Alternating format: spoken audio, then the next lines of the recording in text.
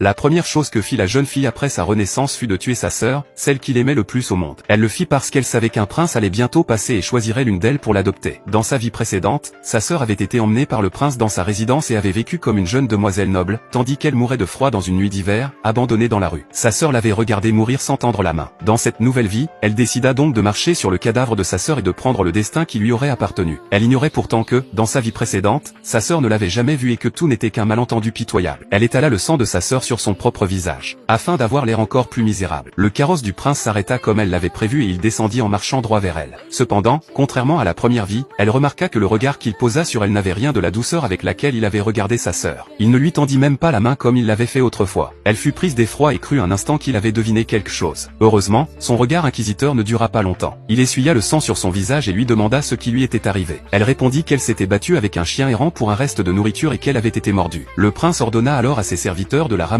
dans sa résidence. Ainsi, elle réussit à voler la vie de sa sœur. En arrivant au palais, elle découvrit pour la première fois ce que signifiait réellement la vie luxueuse d'une jeune demoiselle de haute naissance. Même les récipients pour boire de l'eau étaient en or pur. Elle en saisit un avec enthousiasme pour boire, mais les deux servantes qui la servaient éclatèrent de rire. Elle leur demanda la raison de leur rire. Les servantes répondirent qu'elles ne devaient pas le savoir et que ce récipient servait à cracher après s'être rincé la bouche, et non à boire. Elles lui demandèrent si elle n'avait jamais vu ce genre d'objet. Le regard de la jeune fille se glaça immédiatement. Furieuse, elle jeta le récipient au sol et écrasa violemment la main de l'une d'elles sous son pied. La servante ne comprenait pas encore quel genre de personne impitoyable elle venait de provoquer. La jeune fille déclara d'une voix froide qu'elle était la maîtresse et que l'autre n'était qu'une servante. Si elle disait que ce n'était pas un récipient pour se rincer la bouche, alors ce n'en était pas un. Une servante n'avait pas à lui apprendre ce qu'elle devait faire. L'affaire arriva rapidement aux oreilles de la mère du prince, la princesse consort. Elle se mit en colère et estima que la jeune fille, à peine entrée dans la résidence, se comportait déjà comme une demoiselle arrogante et qu'elle n'était certainement pas quelqu'un de bien. Elle voulut que le prince la chasse immédiatement. Mais le prince répondit que les servantes ne connaissaient pas leur place et qu'elle manquait de respect. Il fit vendre celle qui était venue se plaindre. Il regarda ensuite la jeune fille et lui dit que si elle avait réussi à survivre dans un environnement pareil, une personne trop gentille n'aurait jamais conservé la vie. Il pensait qu'elle avait du mérite. La princesse consort, voyant son fils déterminé, dut céder et donna à la jeune fille un nouveau nom. À partir de ce jour, elle devint officiellement la deuxième demoiselle de la résidence princière. Ensuite, la princesse consort annonça qu'elle ferait venir des professeurs pour son éducation. La jeune fille pensa à sa vie précédente, à sa sœur devenue une femme de grand talent admirée dans tout le pays, et son cœur se remplit d'espoir. Elle rêvait de devenir elle aussi exceptionnelle. Pour bien se préparer, elle avait même commencé à étudier par elle-même. Mais les évaluations du professeur furent loin d'être aussi favorables que celles reçues par sa sœur dans la première vie. Le professeur affirma qu'avec ses capacités et sa vision actuelle, devenir une femme de grand renom serait presque impossible. La jeune fille fut choquée et amère. Dans la vie précédente, sa sœur avait acquis une réputation éclatante. Elle, malgré des efforts bien plus grands, recevait un jugement aussi sévère. Était-elle vraiment inférieure à sa sœur? Cette pensée alluma en elle une détermination farouche. Tout ce que sa sœur avait accompli,